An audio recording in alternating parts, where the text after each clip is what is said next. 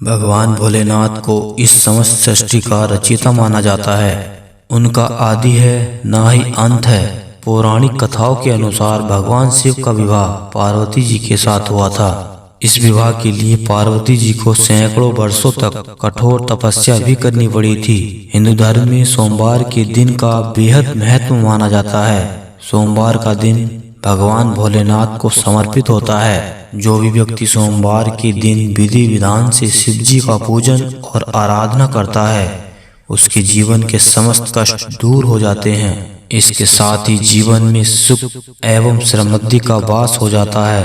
भगवान भोलेनाथ को बेहद जल्दी प्रसन्न होने वाला देवता भी माना जाता है। भोलेनाथ का विवाह पार्वती जी के साथ हुआ था। इसके लिए पार्वती जी ने सैकड़ों वर्षों तक कठिन तप किया था।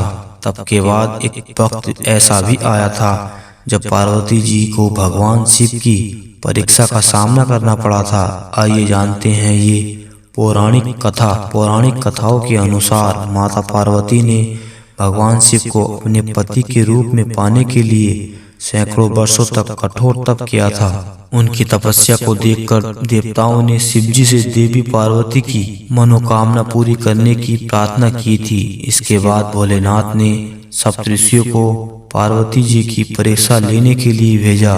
इस परीक्षा के दौरान सप्तऋषियों ने शिव जी के ढेरों अवगुणों को बताते हुए माता पार्वती से शिव जी से विवाह न करने को कहा, लेकिन पार्वती जी अपने निर्णय से टस से मस नहीं हुई। इस पर खुद भोलेनाथ ने माता पार्वती की परीक्षा लेने का निर्णय लिया। माता पार्वती के तप से प्रसन्न होकर शंकर जी उनके सामने प्रकट हुए और उन्हें वरदान देकर अंतर्ध्यान हो गए। कुछ क्षणों के बाद ही एक मगरमच्छ ने एक लड़के को पकड़ लिया और लड़का मदद के लिए पुकारने लगा। बच्चे की आवाज सुनकर पार्वती जी नदी किनारे पहुंची और उनका मन द्रवित हो गया। इस बीच लड़के ने माता पार्वती को देखकर कहा कि मेरी न माँ है, न बाप, न कोई मित्र ही है। माता आप ही मेरी रक्षा करें। इस पर पार्वती जी ने मगरमच्छ से कहा कि ग्राह इस लड़के को छोड़ दें। इस पर मगरमच्छ ने कहा कि दिन के छठे पहर जो मुझे मिलता है उसे आहार बना मेरा नियम है। पार्वती जी ने विनती करने पर मगरमच्छ ने लड़के को छोड़ने के बदले में पार्वती जी के तप से प्राप्त वरदान का पुण्य फल मांग लिया। इस पर पार्वती जी तैयार हो गई। मगरमच्छ ने बालक को छोड़ दिया और तेजस्वी बन गया। अपने तप का फल दान करने के बाद पार्वती जी ने बालक को बचा लिया और एक बार फिर भोलेनाथ को प्रसन्न करने के लिए तप करने बैठ गई। इस पर भोलेनाथ दोबारा प्रकट हुए और पूछा कि तुम अब क्यों तप कर रही हो? मैंने तुम्हें पहले ही मन मांगा वरदान दे दिया है। इस पर पार्वती जी ने अपने तप का फल दान करने की बात कही।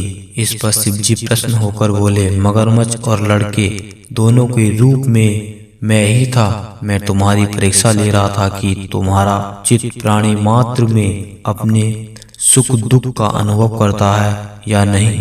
तुम्हारी परीक्षा लेने के लिए ही मैंने ये लीला रचाई थी। अनेक रूपों में दिखने वाला मैं ही एक सत्य हूँ। अनेक शरीरों में नजर आने वाला मैं ही निर्विकार हूँ। इस तरह पार्वती जी शिव जी की परीक्षा में उत्तीर्ण हुई और उनकी अर्धांगिनी बनी।